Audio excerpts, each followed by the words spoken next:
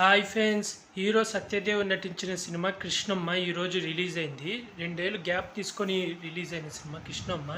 ఈ cinema story line వచ్చి 2003 సంవత్సరంలో జరుగుతుంటుంది. ఇది విజయవాడలో జరిగిన స్టోరీ.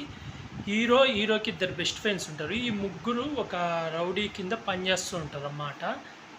అందులో ఇద్దరేమో గంజాయి అమ్ముతుంటారు. ఒకడు మాత్రం ఫ్రెండ్ సీడీ షాప్ పెట్టుకొని సీడీలు అమ్ముతూ ఉంటాడు, సినిమా సీడీలు. అలాగే ఏమన్నా చిన్న చిన్న కేసులు, దొంగ కేసులు అవి ఏమన్నా వీళ్ళు చెయ్యని నేరాలు ఉంటే అవి వీళ్ళ మీద వేసుకొని కొద్ది రోజులు జైల్లో ఉండేసి వస్తుంటారు అన్నమాట. దానికి వీళ్ళు డబ్బులు తీసుకుంటుంటారు. ఒకరోజు అలాగే వీళ్ళకు చాలా డబ్బు అవసరం వస్తుంది. దాంతో వీళ్ళు ఒక గంజాయి మొత్తం అమ్మాలి అని చెప్పి ట్రై చేస్తున్న టైంలో పోలీసులు పట్టుకుంటారు. కానీ పోలీసులు పట్టుకున్నాక వీళ్ళను అరెస్ట్ చేసింది గంజాయి కేసు కాదు, ఇంకో కేసు అని తెలుస్తుంది. అది చాలా పెద్ద కేసు. ఆ నేరం వీళ్ళు చేయకపోయినా వీళ్ళ మీద పడుద్ది. ఆ తర్వాత ఏం జరిగింది అనేది సినిమా స్టోరీ లైన్.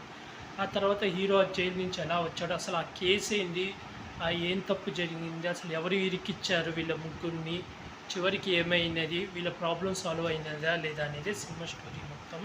ఈ సినిమా చూస్తే మనకు సప్తసాగరాల సినిమా గుర్తొస్తుంది. అదే తమిళ సినిమా మన side A side be release అయినాయి. ఆ సినిమా కొంచెం అంటే వీళ్ళు చేయని నేరానికి ఇరికిస్తారు, వీళ్ళనే ఇరికిస్తాడు. ఇంకా ఆ తర్వాత అంతా ఇంకా రొటీనే. అయితే ఫస్ట్ హాఫ్ అంతా కొంచెం సాగదీసినట్టుంటే, అంటే వీళ్ళ ఫ్రెండ్షిప్ చూపించడం, మళ్ళీ లవ్ స్టోరీ చూపించడము, అదంతా చూపించి ఇంటర్వెల్ టయానికి అసలు స్టోరీ బిగిన్ అవుతుంది.